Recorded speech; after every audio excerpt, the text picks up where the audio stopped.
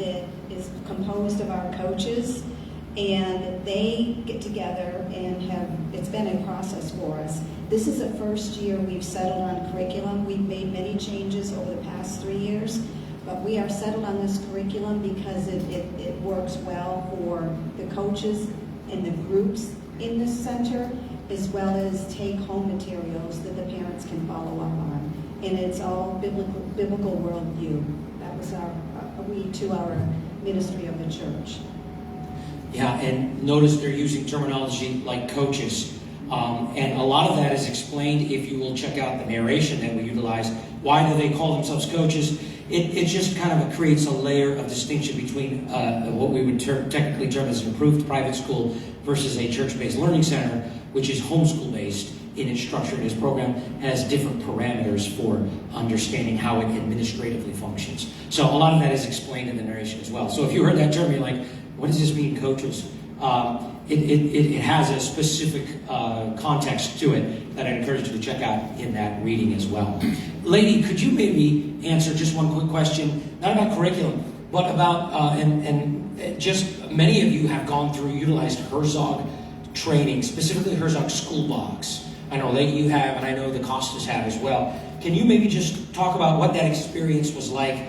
What, the School Box is a great resource and tool from the Herzog Foundation to help launch programs. Can you explain a little bit about how that process was? Yeah, so I was very scared to start a learning center, actually because I am a teacher, so I was thinking to leave my job as a teacher and start the learning center.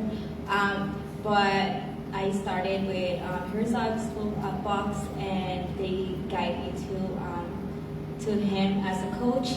And so he was able to teach me everything, like logistics, how to start it financially, how to start it, how to manage finances.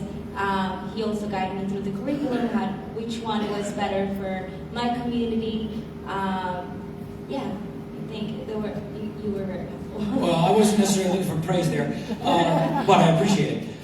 But the idea is that they assign a coach to you to help walk you through the idea. And Herzog actually does this at no cost to you.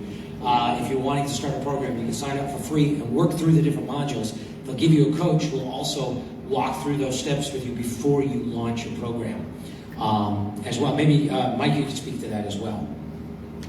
So I think MFI connected us with the Herzog Foundation when we were interested in opening a learning center about 9 months before September of 2024.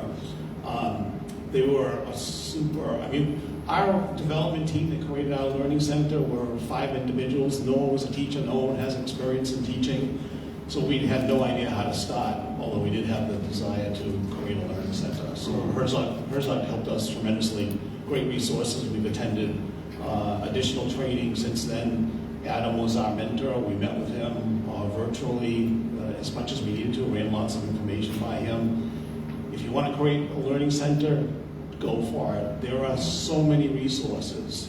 And if you can connect with someone like one of us or one of the others that have a learning center, they can put you in touch and expedite that process for you. I just want to say too how if you're looking to start a learning center, that is so encouraging to know, you don't have to have a degree, you don't have to have an experience, that you can do this. How long, just a follow-up question, how long did it take you to start your learning center? Well, we took much longer than other people that I've heard of, unlike Steve Charbonneau, who did it in a few weeks. We had a much longer planning process. Yeah. So you came to our church in July and spoke to us, and that got us started. We started in probably September or so, maybe 9 months of planning. That's not necessary at all. Yeah. Yeah, anyone else want to take that on how long it took you to? We made the decision to start around Christmas time, and we were up and running in August. Wow, okay. Yeah, I keep telling people you could do it in less. I don't know what you guys did. How long did the Charbonneaus? Wait, 3 weeks after. 3 weeks after you gave your speech. I made you cry. I made you cry at my speech. Everybody cried. I cried at my speech. My goodness, 3 weeks. That's amazing. So, guys, we've removed the legislative barriers. We've removed the financial hurdles. You you can get it started in 3 weeks. Amen? Yeah. So other than Herzog Foundation helping us, Adam being the wonderful mentor that he was, hats off to Steve Charbonneau there in the second row, because I really bent his ear while we were developing our learning center, and he was a wealth of information and help to us.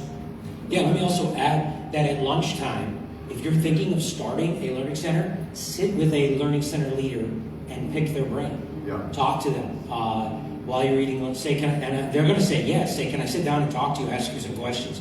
Find someone who's been doing this and let them share some of the information later. You had.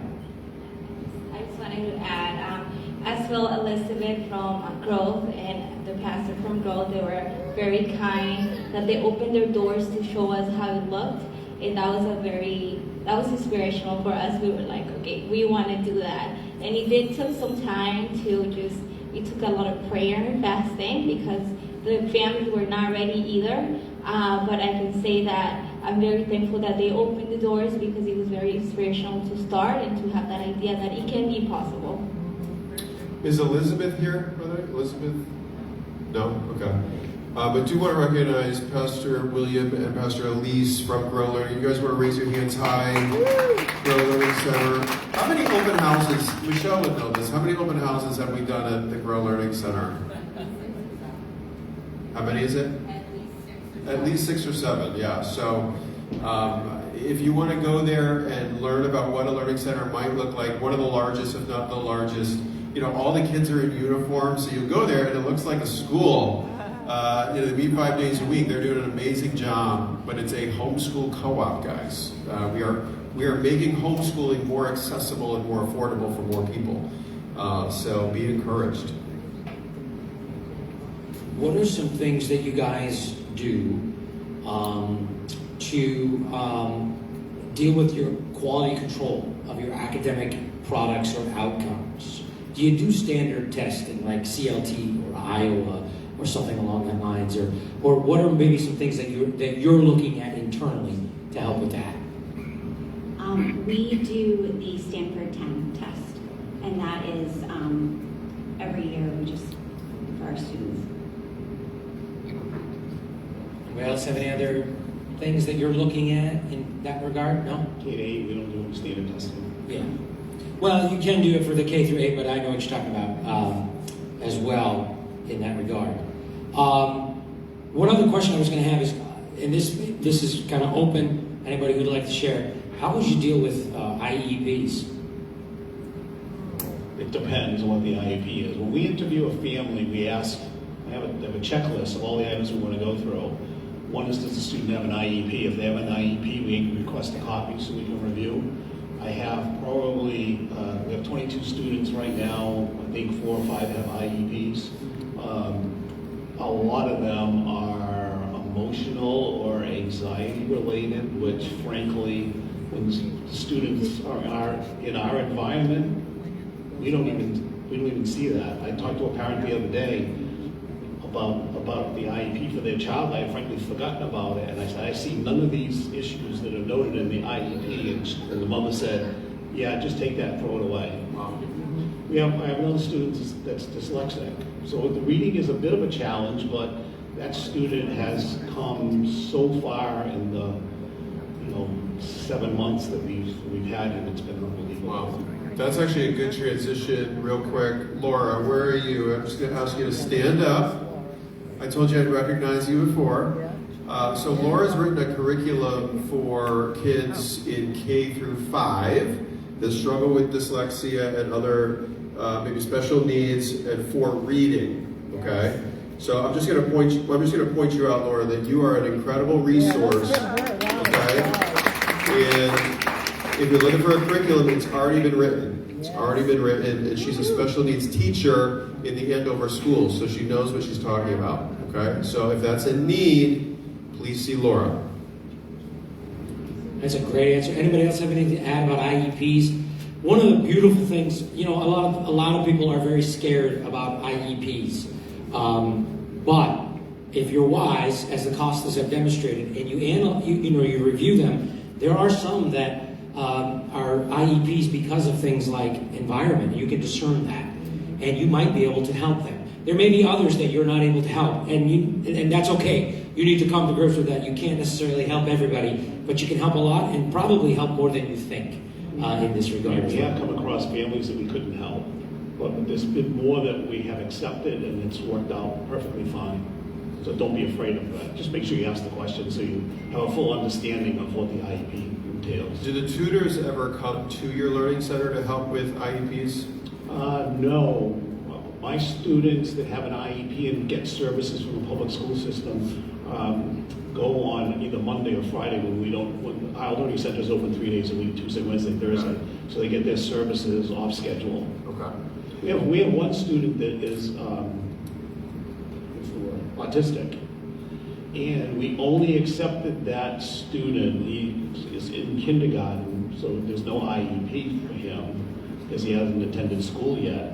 But his family is paying for an aide to come with him. So there is an aide that attends to him in our kindergarten class, and that's worked out extremely well. Wow. He doesn't have behavioral issues, but he is autistic. So Wow. you need to interview the family. We did have one student last year who had behavioral issues and was autistic. You could communicate with him much easier than the current student that we have, but the behavior was a real problem. So that situation didn't work out. But even the one autistic child, academically, he's quite smart. It's the communication skills, Yeah. the verbal communication skills that he lacks. Let me just ask real quick too. Again, this is especially for you guys looking to start a learning center. Again, the goal for today is 10. Lady, how many days a week do you meet? All right, so 4. Gail? 3. Roxanne and Mike, 3. And Jen, 5. Okay, so you don't have to meet 5 days a week, but we do have a nice mix of 3, 4, and 5. Okay, so just wanted to point that out. Awesome. Let me ask you this. What's one thing you wish you knew when you were preparing to start the Learning Center that you'd like everybody else to know who might be thinking about preparing one? And we'll go down the line. If you could do a 30-second answer, everybody, that'd be great. I'll say that God is always going to be there. He's going to be the provider. The Holy Spirit is going to be guiding you through it at all times. I see the kids always making connections when we're learning math, when we're learning history. They're making a connection with the beginning of the Bible, with Exodus, and they're making connections all the time. And I can see God's hand moving. And I did, when we started, I didn't know the Holy Spirit was going to be so present through it. And if you sit down with Lady at lunch, ask her about the testimony about how the Lord has been providing. Yes, amen. And I would say amen to what you said also. Just cover everything in prayer. Constantly focus and refocus, and surround yourself with people who share the vision. We're blessed that our church board, our church leadership was in agreement right from the very start, knowing what the children were being protected from in the public school system. As far as what I wish I had known going into it, just about everything. We went into it, we went out into the deep not knowing anything, a complete walk of faith. So we learned a lot in 4 years, and I give God the glory for that. I agree with everything that's already been said about the Lord guiding us in the Holy Spirit. As far as what I wish I knew before was that students in a certain grade level come to you with all different levels of their knowledge, and those who are above their grade level, let's advance them. Those who are below their grade level in their performance, let's spend the extra time and get them to where they need to be. I think what I would have liked is this forum, because when we created our Learning Center, you had not started this yet. So it's the resources that are in this room which would be the most helpful for someone who wants to start a Learning Center. Who can you talk to? We were fortunate enough to have the Charbonneaus that we connected with, but if you had 4 or 5 other groups of people, because what they do at their Learning Center isn't exactly what I want to do at our Learning Center, they're all unique. So picking other people's brains and selecting what works for you is best. So we started, I think think it was 6 weeks after I had a major back surgery. I had my spine fused. And so the first few months of school are kind of a blur to me. But I would say that the thing that I would wish that I had known would be just to be flexible. And also, like, we don't have to look like somebody else's learning center. We don't have to look like somebody else's school in order to help students and to do what the Lord wants us to do. And so I think just learning flexibility within our organization, we can do that just because other places don't. We can do that. Like, who says we can't do that? So I think that would be. Well, let's do this. I'm going to take a poll of these Learning Center leaders, but if you're sitting in the crowd and you're a Learning Center leader, and this applies to you, would you raise your hand as well and be scanning around to see how this works? So first, I'm going to ask, how many have received VELA grants? If you're not familiar with VELA, we'll talk about them soon. VELA grants, raise your hands if you've received VELA Hold them grants. high. Hold them nice and high. 1, Look 2, around. 3, 4, 5, 6, 7. Okay, so 7 learning centers, not bad. How many are a part of the CSF Children's Scholarship Fund Massachusetts? Raise them high. Raise them nice and high. 1, 2. Are you guys all from this? You're all from the same one, right? Okay. Pittsfield, right? All right. Pittsburgh. Got it. All right. 1, 2, 3, 4, 5, 6, 7, 8, 9. Okay, good. Great. How many have participated in any kind of Herzog training? Herzog training, school box, 1, or a 2, seminar, 3, conference, 4, etc. 5, 6, 7, 8, 9, 10, 11, 12. Great. All right. 7, 9, and 12. And here's one other one. How many of you specifically participated in KUFI? KUFI, anybody here? Coming up. Coming up, All right. okay. We can do coming up as well. 1, 2, 3, 4. Okay. How many of you heard or learned about these things from either this conference or Massachusetts Family Institute?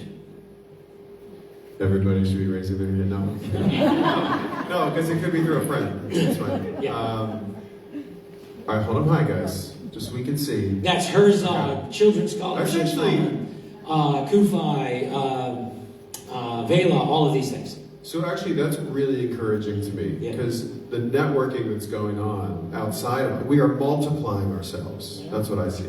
All right. That's awesome. That is fantastic. Well, I appreciate... did you have any other questions? I don't think so. No. I appreciate these leaders giving of their time to come and help. Can you give them a hand, please? Thank you so much for coming. We're going to transition now. Thank you so much, guys. This was high-quality information. Find them during lunch Yes. and ask them some questions. You will not regret that. Absolutely. And now we're going to go to some students. Is that right? That's right. I'm going to invite Michelle Corona to come on up and introduce those. Give it up for Michelle. She's doing a fabulous job. Homeschool mom herself. I have the blessing of introducing Isaac Benda and Danny Jack, two incredible students from Community Christian School who are going to share their testimony of how being in a church-based learning center or hybrid school model has impacted their lives and some of the benefits because of being there that they were able to experience. So let's welcome these students up. This is Isaac. I'd actually stand up here so the camera can get you. Hello everyone, I am Isaac. I am a senior at Community Christian School in Granville, Mass. And I'm excited to talk to you guys about just the model that we have there, how it's impacted me, what do I think about the Christian environment, and I'll talk a little bit about the SAL, which is the Student Advocacy Leadership Training. So in my experience, doing school this way has helped me become more independent because let me tell you about the model. So Monday, Wednesday, and Friday, we go to school and we are taught by teachers. Tuesday and Thursday, we're given homework and we do that at home. So having this model has helped me become more independent in how I do my homework, more disciplined because I'm not really relying on teachers on the Tuesday and Thursday that I'm at home. So that helps me grow in that way. It's good for time management too, because you're not stuck at school and you're not forced to do it. But since you have to do it on Tuesdays and Thursdays, it disciplines you to get that stuff done, which is good for just work in general and teaches you to get better at that. Finally, a big part of it is flexibility. I really like that, the Tuesday and Thursday. If you really apply yourself and get your work done, you can use your Tuesdays and Thursdays to get jobs and stuff. Like a big part, like juniors and seniors, we got car insurance, gas money, so going to school all day and then you get more homework on you, and then with all that you're trying to balance that and still getting a job, and maybe you have to work on the weekends, but for me I'm able to fit it in Tuesdays and Thursdays, and that's really helpful. And maybe a snowboard trip for the day, so I love that. And so this model has really helped me become more independent, responsible, and manage my time better, and it's flexible. So now what I love about it being a faith-centered school is the teachers actually care about you. They really invest in you and the students and take the time with that. Also, the curriculum is definitely strengthened my faith, and it's foundational and really good, and I can definitely say when I'm out of school that I'm prepared to stand up for my faith in many ways, so I love that.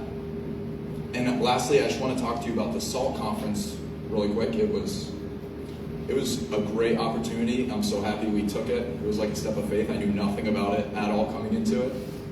But going to it, the speakers were passionate, super knowledgeable. They talked about stuff I already believed in, but I didn't really have the truth behind it or like knowledge to back up what I believed. And it was so awesome. Also, meeting kids there was super cool. It was so awesome. We met kids from Alaska, New Mexico, just all over the country, built relationships, got people's number just all over, and that's really cool. So I definitely can say I can defend advocating for Israel in all these ways. So it was an amazing opportunity. They were wicked kind. And yeah, thank you guys for this opportunity. Yeah.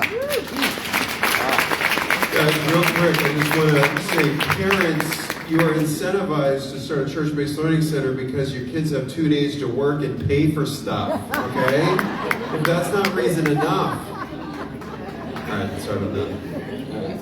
Good morning, I'm Dan Jock, and I also go to CCS. And I really love CCS because of its university model. It's very helpful to have the 3 days in school and 2 days at home. It helps you to be more responsible and manage your time well. But it's also really helpful for preparing you for college, because at college you need to do homework.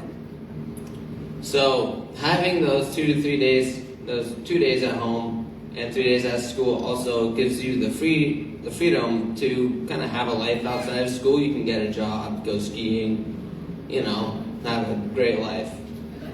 It's also great how it's a Christian school. They teach religion, the Christianity is in the education, but also they teach about other religions too, so you can have an understanding of where other religions come from, so that you can support your religion and just understand them. We also went to the SALT conference, which is Student Advocacy and Leadership Training. It was very helpful for getting me to be able to be a leader. It's helpful to advocate. And I learned about Israel a lot there, seeing as how it's part of Kufi. And it was very helpful for understanding what goes on in Israel, their history, and why we support them. It explained anti-Semitism, its history, and why it's important, and also what Zionism is, the movement for Israel. I also learned about public speaking, very helpful, and leadership, like what leadership is and how everybody is a leader in some capacity. And it really just called me to lead in my community, which I really liked and has helped me to lead in my community. Amen. Just to touch on really quickly, KUFI, which is Christians United for Israel, you'll hear from them today, and they're here. that's who offered the SALT leadership training for these guys. Check their table. You will be hearing from them. It is an amazing opportunity for students to learn. They got to meet IDF soldiers and play, what's the game? Laser tag with an IDF soldier. And also there was a hostage that was held for 485 days that spoke into the students' life. So it was a great opportunity. Thank you again, Michelle. Welcome, Adam, back up. You know, I'll also say my daughter Daisy, who's just turned 17, because she's part of a homeschooling kind of setup with our family, you know, she started her own cleaning business at 17. So just the freedom. I mean, we don't expect that our kids can do as much as they can sometimes. So it's really, this gives them the opportunity. I love what was said about, you know, it makes me more independent, take more ownership of my education. So I love that. Okay, we're going to go right into our education resource presentation. So if we could have Herzog Children's Scholarship Fund come on up. If you welcome Davis and Megan. Davis comes to us from Missouri, and Megan comes to us from the great state of New Hampshire. Missouri's great too, but I'm just a little biased towards New England. And it's the only New England state that's free. We can talk more about that. All right, enough said. So we'll get into these questions for Children's Scholarship Fund and Herzog. Talk about the success of the first matching gift scholarship program for learning centers in Massachusetts. Meg. We had so much fun. So we're going into year 3. We're taking applications for year 3. Hold that mic just a little closer. We went from 10 learning centers our first year. We built the application as we were taking applications. It was really fun. Thank you all for helping us to arrange all of that. And every year we find a little bit. Mike found us a bug in his application. Tuition schedules are due, everybody. But yeah, we've been able to help these church-based learning centers and smaller Christian schools in Massachusetts, where, as you know, in a blue state, school choice means you can choose between one public school or another public school. If you want to educate your children another way, you have to find your own options, and you're kind of on your own. So we've been able to help lots of kids to find their school that's ideal, and it's growing. So now we're up to 14 learning centers. Yeah, I was going to ask you that. So 14 learning, so half of the learning centers Children's Scholarship Fund is helping with. Yes. And what are the average amounts per child? So the From maximum, the lowest to the highest. Yeah, the lowest I think is around 100, and this is only because it's a percentage of their tuition that they owe. The highest award is $1,500. So, and many of these schools are doing things on a really small budget. They do a lot. They're doing mighty work for the Lord, and so they're doing it really at cost to themselves. A lot of volunteers, we know. So $1,500 is the maximum award. But $1,500 goes a long way when the cost is $3,000 a year. Exactly. Yeah. Sometimes it makes a difference between whether a family can actually afford it, and it doesn't cost the school to offer financial. And just real quick, the qualifications, not every child's going to qualify. So Right. what are the qualifications? So they have to be at 300% of the poverty level. 300%. Yeah. Okay.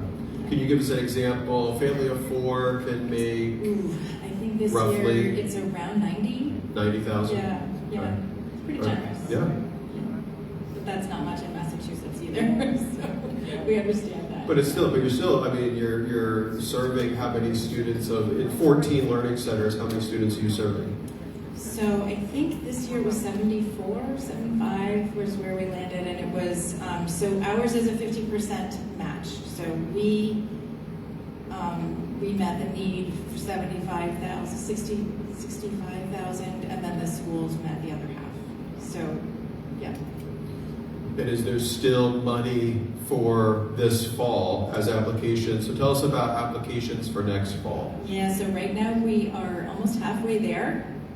Requals are first, and And as soon as recalls have completed and we've received all the applications for returning students who we commit to following all the way to 8th grade here in Massachusetts, then we'll open it up to new families, and we'll see. It's pretty limited because it's private funds and we have to fundraise ourselves. So we have a finite amount of funds to give. And it's $100,000 matching gift. So CSF is providing 100, and then the church, because you're working directly with the church, Yes. they're providing the other half. Yep. Yep. Adam.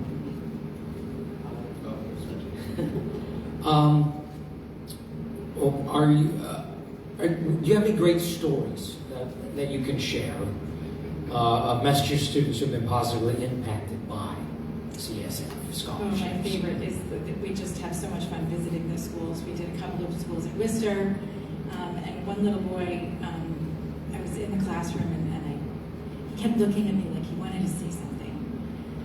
And so I said, "Did you want to tell me about your school?" And he started to speak, and he had such a significant speech impediment. It was very challenging for him to speak.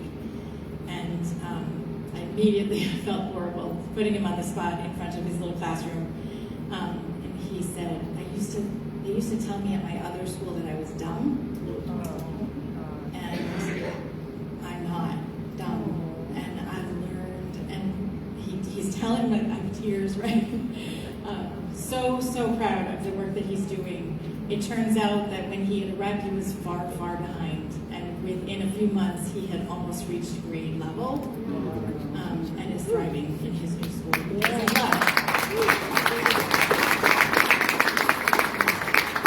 That's great. You got any more? No, that one. Yeah. You can't talk more. All right. She can't talk anymore. All right. Are you aware of any other movements like this in any other part of the country? Because Children's Scholarship Fund is a nationwide entity. Any other movements similar to what we're experiencing here with the Church-Based Learning Center that you're aware of or that you could talk about? Not that I'm aware of, but I will say if everyone in this room puts some pressure on the governor, the federal tax credit is a program that's going to be starting in 2027, and we are gearing up for that. If they opt in, which they must opt in order, it was called ECA, but now it's the federal tax credit, Massachusetts family would directly benefit from that. If they don't, Massachusetts donors will be donating to us in New Hampshire, and that would be horrible. Like, that would be, for Massachusetts students, it would help us to expand our programs here. Yeah, and I just want to, we've talked about this before, but the ECCA, ECA, Educational Choice for Children Act, passed in the One Big Beautiful Bill, is a federal tax credit. So your governor has to opt in for you to take advantage of that. And it's $1,700 for one adult, and if you're married, it's $3,400, and it's not even charity. You're already giving that money to the federal IRS. You're just redirecting that money, $3,400 per couple, to a scholarship granting organization like CSF to then give to children to go to the school of their choice, okay? So if you want education freedom in Massachusetts, you better elect a governor who is going to opt in to ECA, okay? So get involved in your local and state government, very important. It would be a shame to see all that money left on the table. I know. Because it's taxes you owe, right? Almost everybody has some tax liability. So this makes philanthropists out of every single family, every Right. single wager in a family.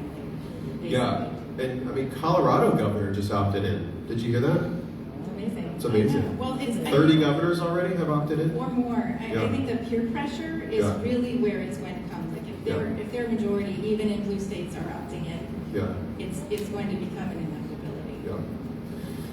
Well, let's go to Davis here from the Herzog Foundation. So just to give you a little idea, so Stanley, and you'll talk more about this, but Stanley Herzog, I think he passed in 2019, if I'm not mistaken, and he left a fortune to be spent on Christian education. Davis, are you seeing similar movements across the country for church-based learning centers? Yeah, for sure. So Stan, whenever he started the foundation, excuse me, he started it, and in his will, he specifically quoted, we reference this all the time, but he wanted his money to be used to grow the K-12 Christian education movement, end quote. And so that sounds very broad, because it is, and the Herzog stepped in and filled that role, and we've done that in several different ways. But specifically when it comes to church-based learning centers, the Herzog Foundation, it's already been mentioned a few times, but the School Box program, which a lot of you have already participated in, works with individuals to help start all different types of private schools or alternative forms of education than public education. And to date, the School Box program has helped launch around over 500 schools across the United States in 49 of the 50 states. Wow. Yeah, so big progress being made there. 45% of those schools are pods or micro schools, so very similar to a lot of the church-based learning centers that you're seeing in Massachusetts. 45%. 45%. Wow. Yeah. 42% of the schools have a classical pedagogy, and then the rest we would classify as other. But we are making a huge impact specifically with church-based learning centers across the United States. And they come in all different sorts of forms, but especially the School Box program. We work directly with churches who are wanting to start something like that. That's great. And just to highlight, I know a lot of you have been to their trainings. Tell us a little bit about the training you do at the ARC, for example. Yeah, so School Box would be the arm of the foundation that works to help start schools from the ground up. The Institute, which is what we're referring to with the trainings, is what helps schools that have already started. So at the ARC, I believe that's the Answers in Genesis training, we will go through and help teachers learn how to describe the geological effects of the flood. So you're learning how to explain science from a Christian worldview. I mean, we see all these things around the world. We hear people telling us, here's this rock that's 300 billion years old. And obviously there are different things that we can relate with Christianity, other things that we can't. But we will help teachers learn how to explain those geological phenomena from a Christian perspective. And so a lot of that, it'll be about 2 to 3 days. The ARC training will go through that and talk about different topics relating to the art creation, things of that nature. But we also host a plethora of different trainings to anything that might impact your school.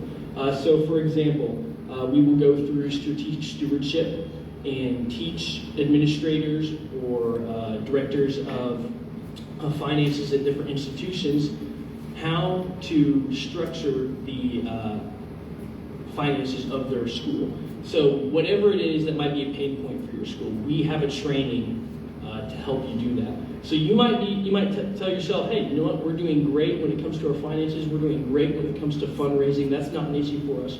Where we're really finding issues is when it comes to hiring teachers. We can't find strong teachers who are able to help grow our kids. Well, we've got a training for that, cultivating top talent. So there's different areas of schools that are struggling, and we have all these trainings that are meant for y'all to take a hold of it. So you can go online, there's a plethora of different ones that you'll be able to go through, but a lot of those trainings will just focus on different points of Christian education and how we can help Christian schools further their mission. Yeah, you guys have a training, if you guys want to write this down, you have a training on June 4th, I believe, in Springfield. You want to tell us a little bit more about that? Yeah, so the training that you're going to be there for that, it's actually at our headquarters in Kansas City. And so we're all around the area. We host different trainings in Nashville. We're going all the way to the West Coast in California. We're going all the way to the East Coast in plenty of different areas. And a lot of them we'll host with teachers. We'll do it with other school leaders, administrators, but we'll also bring together several different leaders in the nonprofit world. So Massachusetts Family Institute, the Herzog Foundation, Ed Choice, all these different groups come together and talk about what's going on in the education movement. We hosted one just in October where I actually met Michael here, and we talked about the pain points that are preventing Christian education from growing. So that's what a lot of the trainings with the nonprofit groups that are bringing together, that's what we'll talk about there. That's the one we're going to be holding. Yeah, just to clarify, I think I'm right on this, and Adam and Michelle, correct me if I'm wrong, but I think June 4th, it's a 2-day training, correct? 2-day training in Springfield? One day. All right, Education Summit in Springfield, June 4th, right? Okay, so come see Davis. They're going to have a wonderful training. And maybe, who all is invited to that one? So for that one in particular, on June 4th, you want to be there. It's an education summit. One leader from each program in the state is invited to go. It's a free program. You can go for the day. If it's a long drive, you can even apply to get a free hotel for the evening for yourself. If you live in Springfield, maybe not so, but if you live on the Cape, you might appreciate that, right? So it depends on where you're at. But you can get one free administrative leader attending this education summit. It's going to be an all-day affair in Springfield, Massachusetts. Definitely be there. I hope to see you there. Yeah, and I think we talked about the ARC training. I'm just pointing that out because it's, I think if we could say we're making K-12 fun again as well, and Herzog is a big part of that, where you can go for, I think it's 4 days, 3 nights, I want to say, at the ARC. Is that right? Yeah, so the date ranges differently depending on the training. Yep. But I would like to emphasize this. The training for anyone who's attending is 100% free. So that is your hotel stay, your food is taken care of. We like to throw some fun activities while you're there as well. All that we ask is that you get yourself there. So if you're wanting to attend a training in Nashville, for example, you would have to get yourself there, but we will take care of everything once you are there up to that point for however many days it is. It could be 2 nights, 3 days, it could be 3 nights, 4 days, it just kind of varies depending on the training. Fantastic. Maybe one of the last questions we'll ask you guys, just because I think it's so interesting what's going on across the country when it comes to education freedom. If I'm not mistaken, now 35 states have some form of education freedom. 35 states. Do you think Massachusetts is one of them? No. But if we get a governor that opts into the ECCA, he will be one of those. And as I mentioned, 30 governors have already opted in. Tell us, Meg, give us maybe 1 or 2 highlights. What's going on in some states where we can say as Massachusetts residents, man, we'd love to get to that someday. Well, New Hampshire went universal last year, and I'm privileged to be able to help to run that program as well. So last year, the legislature voted in a cap of income. So now anyone used to be 350% of poverty. Now anyone, any income can apply. The thing that they added was the cap of how many students were allowed to receive this scholarship. Last year was 10,000. This year, the cap was raised to 12,500.